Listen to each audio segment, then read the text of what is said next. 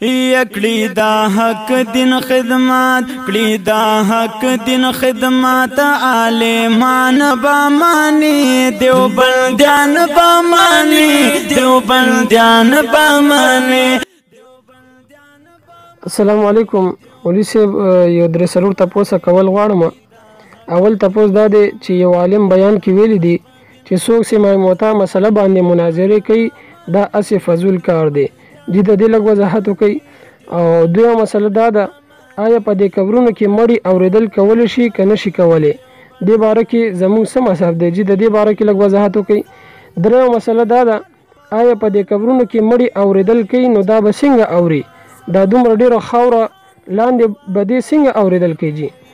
د دې لږ وضاحت وکړي. او څلورمه مسله دا ده چې یو عالم بیان کې ویل چې قبر کې دا مړی پروت وي نو دنیا والا خلک ویني، نو چې دې اورېدل کوي او لیدل کوي نو چې دې دومره ډېرو خاورو نه لیدل کولی شي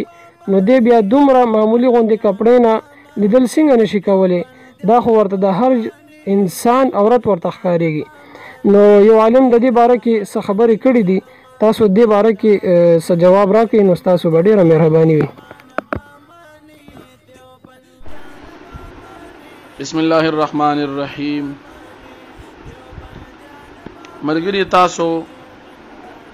سمې موته مسلې باره کې دا تپوسونه کړي دوه درې. یو دا چې کوم سړی په سمې موته باندې مناظره کوي نو د اسې کار کوي. ملګري داسې کار دی سماع الموته دا مسله دا نازکه مسله ده، ځکه په دې کې سماع الموته په باب کې دواړه جانبه صحابه کرام دي. قائلین د سماع موته هم صحابه دي او منکرین د سماع موته هم صحابه کرام دي. اوس مناظره په دې باندې نه کیږي چې قائلین د سماع موته پر راجح طرف باندې لري کنا منکرین د سماع موته پر راجح طرف باندې لري. پر راجح مرجو کې مناظره نه کیږي. البته که مناظره په دې کې کیږي لکه پنځپیریان چې وی په دې قبر کې د مړو د سماع دا شرک دی، نو په دې باب کې د دوی د فتوا راځي په صحابه کرام باندې د امت مسلمه په یو لوی جماعت باندې، نو د دې سره مناظره کول د صحابه کرام حقیقت کې دفاع د امت مسلمه د یو لوی جماعت دفاع ده او دا زموږ د مسلمانانو فریضه ده. نو سماع موته باندې کې مناظرې څوک کوي په دې بنا باندې چې په دې کې صحابه او د امت مسلمه دفاع راشي او د یو غلطی فتوی تردید راشي نو یقینا دا عبادت دی. نو دا کم ملګری تاسو دا خبره کړې ده، دا خبره حقیقت کې کمزوري ده. دویم خبره تاسو دا کړې ده چې یو عالم په دې باب باندې په دې باب کې وایي چې زمونږ رې دا زمونږ مذهب دا دی چې مړی نوري. ملګری مسله دا ده ګوره مسله د سماع موته اوري او که نوري دواړه جانب صحابه شته. که څوک وایي چې مړی اوري دا هم ټیک صحابه دي، که څوک وایي چې په قبر کې مړی نوري دا هم صحابه کرام دي. خو د یو جانب ته غلط بل جانب ته صحیح ویل دا خبر بیا خطرناک درست ان شاء الله دی باندې حواله پیش کوم. اوس یو سړی چې دا وایي چې یاره مړی که چېرې سلام جواب درکړي او مړی اوري، په مړی کې د اورېدو صلاحیت شته، په مړی کې د معرفت صلاحیت شته چې د رسو بهر خلکو پہچان کړي یا د بهر خلکو د دنیا ول خلکو چې قبر سره خصوخوا کې سلام واچي دا جواب ورکوي دا اوري.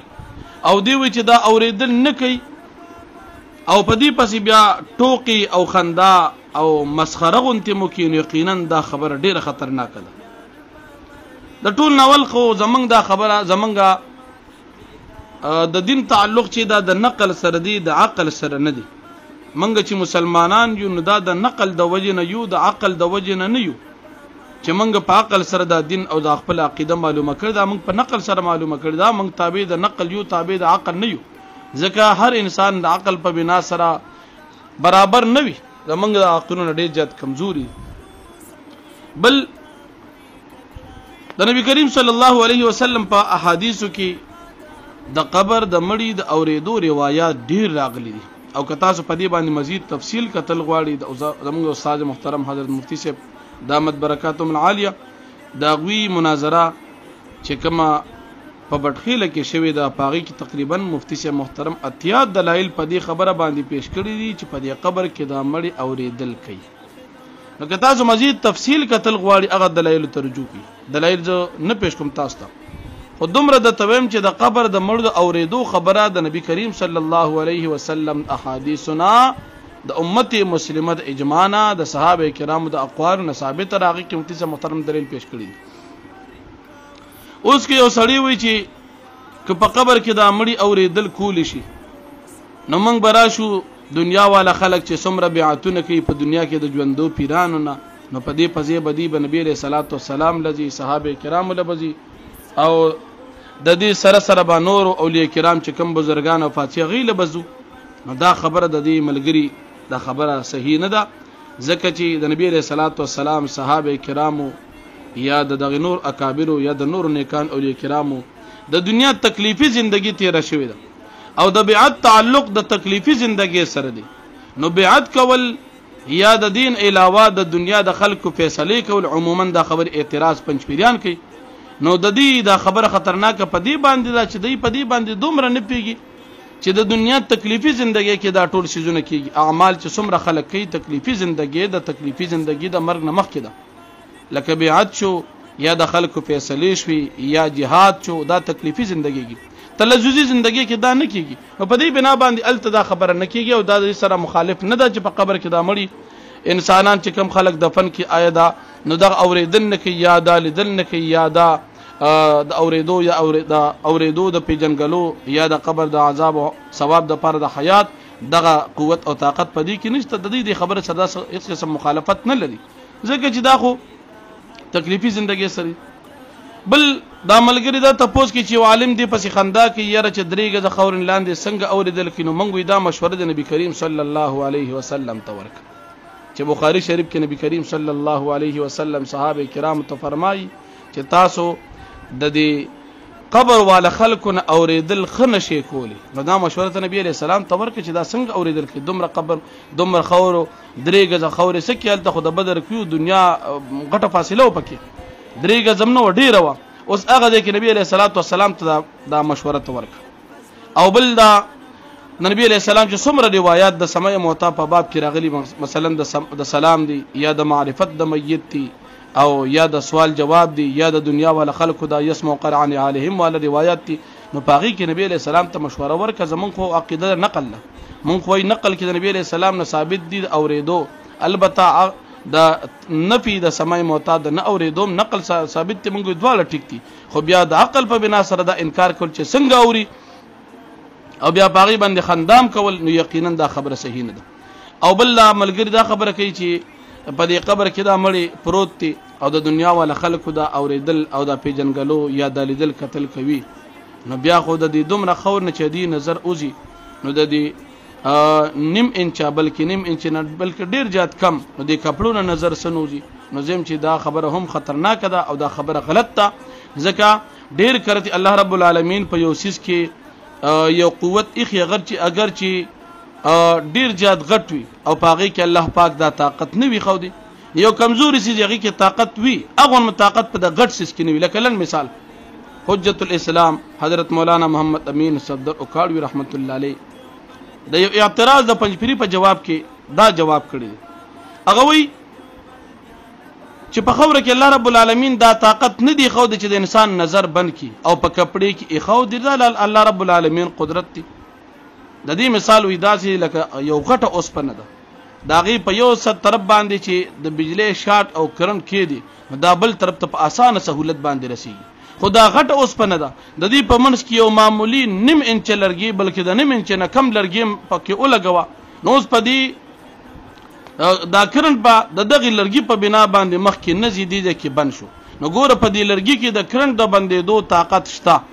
او په دې غټ اوسپنه کې دا طاقت نشته دا د الله رب العالمین نظام دی او بل منګو تاسو به دې ته نه ګورو چې عقل سوی منګو تاسو به ګورو چې نقل سوی دا خو د پنځپیران هغه اعتراض دی کنه چې من قبر کولو کې پکې نه سوال شته نه جواب شته نه پکې فرشته شته نه پکې ګروشته نه هتوړه شته نه هتوړه برداشت نه مونږ دا مسلې د عقل سره تعلق نه د نقل سره تعلق ساتي ستا بوګو باندې ناشته فرشتي دي ولدا ته په عقل باندې معلومه کې په نقل باندې معلومه رب العالمین ته په عقل معلومه کې په نقل معلومه تمام انبیاء کرام علیهم السلام په نقل معلومه کې په عقل معلومه جنت جهنم په نقل معلومه کې په عقل باندې معلومه تمام فرشتي په نقل معلومه کې په عقل معلومه جنات ته په عقل معلومه ک په نقل فلسفات هغه غباریکی ته په نقل معلومه ک په عقل باندې معلومه تمام آسماني کتابونه په نقل معلومه ک په عقل معلومه دا دومره سيزونه چې په نقل معلومه نو بیا په سمې موتا په نقل باندې څنګه اعتراض کی نو ملګری دا خبره صحیح نه دي اوس په باب د سمې موتا کې چې دي تاسو کوم خبره کړې چې دا یو عالم خبره کوي چې زمونږ مذهب دا دی چې مړی نوري او پاغي باندې عقلي خبرې کوي نو ګوره په دې کې یو عبارت تاسو ته پیش کوم دا د ماستر کتاب دی د مفتی شفیع صاحب رحمت الله علیه تفسیر دی معارف القرآن او دا غي جلد نمبر 6 دی صفحہ نمبر 602 دا مفتی شفیع صاحب رحمت اللہ علیہ کی یہ مسئلہ کہ مردے کوئی کلام سن سکتے یعنی ان مسائل میں سے ہے جن میں خود صحابہ کرام کا باہم اختلاف رہا ہے حضرت عبداللہ ابن عمر رضی اللہ عنہما سماع موتا کو ثابت قرار دیتے گورے چمڑی اوری اور حضرت ام المؤمنین عائشہ صدیقہ رضی اللہ عنہا اس کی نفی کرتی اس لیے دوسرے صحابہ تابعین میں بھی دو گروہ ہو گئی بعض اس بات کے قائل بعض نفی کے قائل گور دادا مفتی شفیع صاحب رحمت اللہ علیہ د عبارت پہ سلوک ټچ دوال جانب صحابہ دی اوس د دین علاوه دا مفتی کفایت الله سے فتاوا دا کفایت المفتی داغي جلد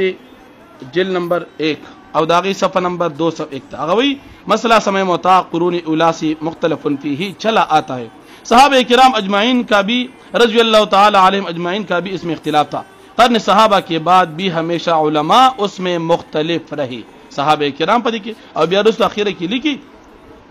تاہم کسی فریق کو یہ حق نہیں کہ وہ دوسری فریق کی تذلیل یا تفسیق یا تجہیل کر سکے کیونکہ اس صورت میں کہ قرون اولا مسئلہ قرون اولا میں بھی مختلف فیہ تھا اس تذلیل یا تفسیق یا تجہیل کا اثر صحابہ کرام تک پہنچے گا دا میں تاسو ته کفایت المفتی حوالہ درکړه د جل اول صفحه 201 او دا زما سره کتاب دی کوم مثال دا خبره تاسو ته پنځپيري عالم کړي خامخا د خپل کتاب حواله پکاره دا زما سره کتاب دی مجموعه برزخی غمی و خوشی کی زندگی دا عالم دی شیخ سید الرحمن سے اوگے والا اغلی کی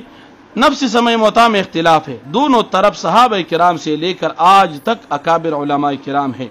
اور سب نیک بندی اور اکابر اولیاء ہیں کوئی ان میں کافر اور گمراہ اور معتزلی نہیں دواړه جانب صحابه دي نو چې یو عالم دی پس خندا کوي چې دا څنګه اوري نو دا د صحابه کرام د عقیده پس خندا ده ځان د دینه پکار دي الله رب العالمین دی منګو تاسو ته په دې عقیده باندې استقامت راشي کی ملګری دا سو خبره مې تر مستاسو تل خپل کم علم مناسب وړاندې کی او د دې مسلې تفصیل لپاره د استاد محترم حضرت مفتی سیم بټخیله کی مناظره کړې ده که تاسو تفصیل کتل غواړئ هغه ته رجوع کی وما علینا الا البلاغ المبین